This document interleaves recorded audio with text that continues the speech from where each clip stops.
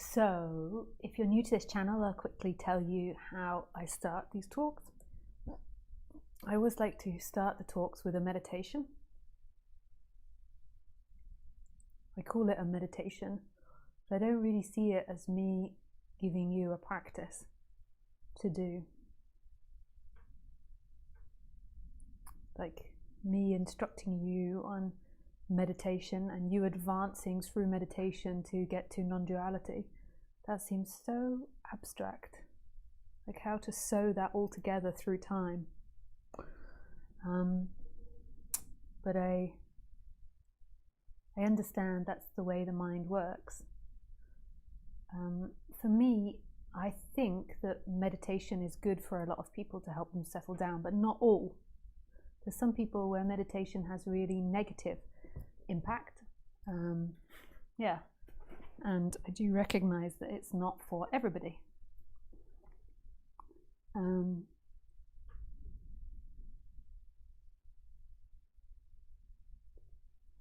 Just turning my Bluetooth track pack. Yeah, so I can control this from over here without bending forward. So meditation isn't for everybody. It can create, I notice in some people, neurosis and compulsive thinking, so you have to determine that for yourself. I can't look into your brain with like a magnifying glass and be like, you, no, you, yes. Even if you reported, like self-reporting is never really that accurate, so that's even hard to define. So you have to decide for you if it's good for you or not. And if you're getting stuck in trauma loops, if you don't know what that is, then maybe you need to look that up. But it's basically a reoccurring trauma that keeps getting stuck in your mind, and it's maybe not best to meditate at that time, to distract yourself and to do it when you aren't in that. If you have a tendency towards obsessive compulsive thinking, and when you begin to meditate you get into obsessive compulsive thinking, it's maybe not so good for you. And maybe some people with really high intellect that can outsmart meditation. Like I know somebody that told me once that they can think about 4 different things simultaneously, so they can meditate while doing 3 other things.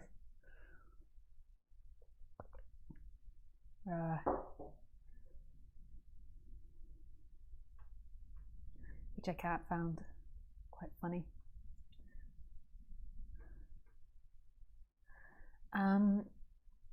I can see that the internet's getting a little bit stuck. I'm in a new place and it was like really high internet, but it could be that I need to plug it in rather than have it through Wi-Fi. So even though it's really fast, I might be too far away. So I will do that. But I'll do that while we're meditating.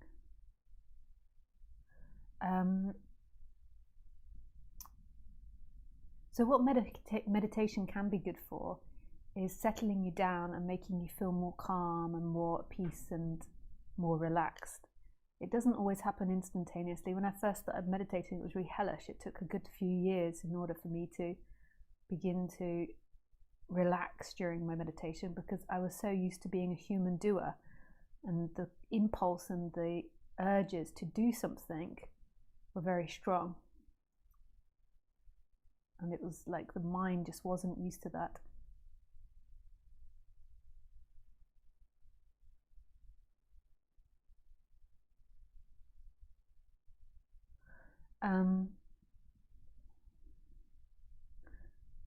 I'm being told the sound should be turned up. I will do that after I finish the introduction. Not the introduction, the bit about meditation. So it takes time to get into meditation, and the reason that I think it calms the person down is that most people are always doing something. They're always in activity, they're always trying to get somewhere, they're always thinking, and sitting still and focusing the mind,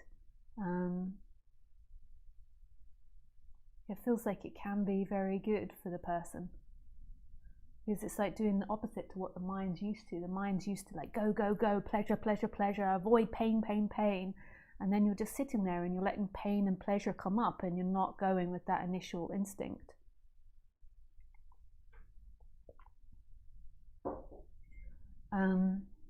Yeah.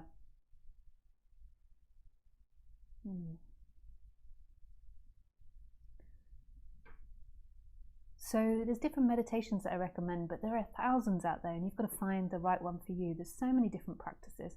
I'm also a big fan of breathing exercises and pranayama, I think it's called. I apologize, even though I know it very well and studied it. With my dyslexia, I struggle with that word. Pranayama, breathing, is really good for you. And I do Wim Hof breathing every day, and I find it so beneficial. So there's also breathing exercises out there that you can look up on the internet and find out. But the meditations that I'm going to recommend today are ones that I've been taught and I know of, but they're not the best, and they're not the best and correct for you, but they're the ones that I know of. So the first one is the Mindfulness of Breathing, and I learned this from the Buddhist organization called the FWBO. I think it's called something else now, but it was called the FWBO, and it's basically counting your breath. Every time you breathe in, you count your breath and you ascend up to number 10. So you breathe in, 1, 2, and you really feel the breath, as it touches your nose and goes in through your lungs into your diaphragm. You really feel it and really allow that. Really getting into that rhythm. We're always breathing. The body's always breathing, and it's so automatic. Like, who is doing that? It's so curious. And when you get to number 10, you just come back to 0 and you start again, and that's the activity. And what you might notice is that you go on to like 662, and that's not a problem. It's just about bringing it back, and each time you bring it back, it's a celebration. It's not like, oh crap, you're such a failure, I only got to like 200 and I got to 236. And it's not about comparison. It's just every time you bring your attention back, it's a celebration, like woohoo. And that's really good conditioning, rather than conditioning yourself in the negative, it's conditioning yourself in the positive. And trust me, everybody finds it hard to stick to 10.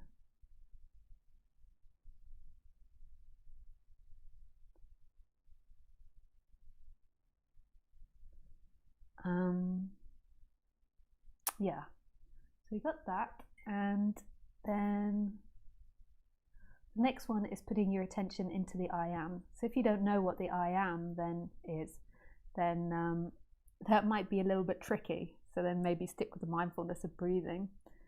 The I am is the initial sense of being. Not I am Rodney, or I am Muhammad, or I am Elizabeth, but I am prior to any name. The initial sense of being. It's so free. And just putting your attention back into the I am. The other one is moving your attention into consciousness. So that I would call the empty looking. So that emptiness which is looking out. And it's kind of like really funky, because where is consciousness? So you're putting your attention into consciousness, but you'll never be able to find consciousness. So that is a bit of a koan.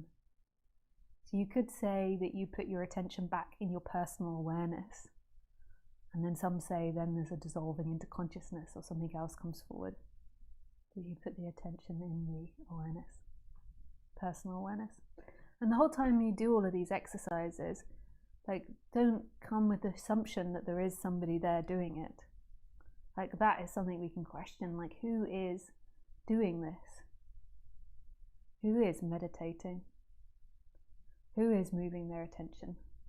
That doesn't mean we don't do this. Like, something's got to happen.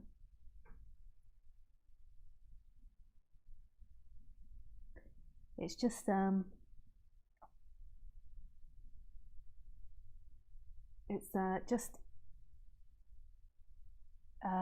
sorry, the internet distracted me. Yeah, I don't know what I was saying. It's not that we don't do these practices, but it's just that the idea that there's a you there practicing and a me there giving prescription is so simplistic. That's of the Stone Age thinking. How is that possible? You don't even know how you breathe, or your heartbeat bumps. So how can you then be like, oh yes, she is giving me a practice and I exist as somebody separate that is doing the practice? Yeah, right. Life is way more mysterious than that. But we don't need to, be really extreme about it and understand everything at once. It's like when you're learning something, you just have to go with the flow and keep doing it. I currently am learning how to speak Deutsch, and it's like there's so many times I just don't understand what the hell's going on when I'm learning. And it just, you keep presenting yourself and you don't let that trip you over. When I was younger, I used to let that trip me over, and then I would think I'm a failure, I can't do it. You just keep on presenting yourself and you don't get it, you're like, and then you just carry on. And eventually it becomes together, a bit by bit by bit by bit, like building blocks. Yeah. Okay, so we're going to do meditation now. I might just turn the bit rate down on my computer, so therefore the video stops getting stuck. Rather than going out. But if I do disappear, it's to fix the internet. We'll do about 20 minutes of just sitting and meditating. And oh yeah, the other practice that I give, which I forgot, is just sitting. It's where you sit there and you just let whatever come up. So you just close your eyes and let whatever come up, come up. That's the fourth one. I used to only have 3. Yeah. Okay. I will get out my big gong and we shall dong it. Dong the gong. And I will turn up my microphone as well. The reason people often ask me to turn up my microphone, the reason that we don't turn it up is because it stops that like negative sound when your voice is too loud. But we can try it for this time. People are always asking me to turn it up.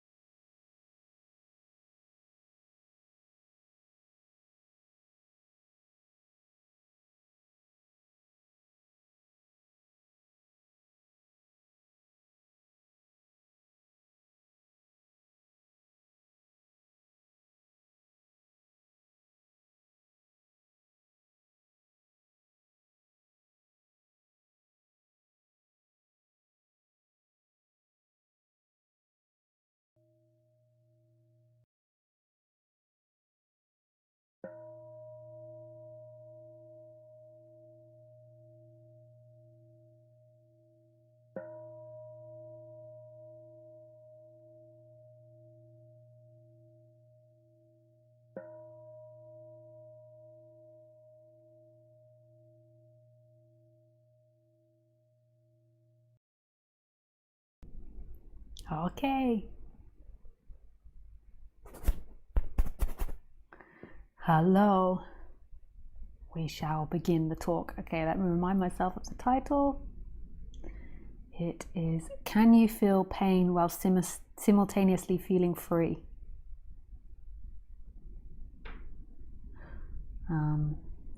That is a good question.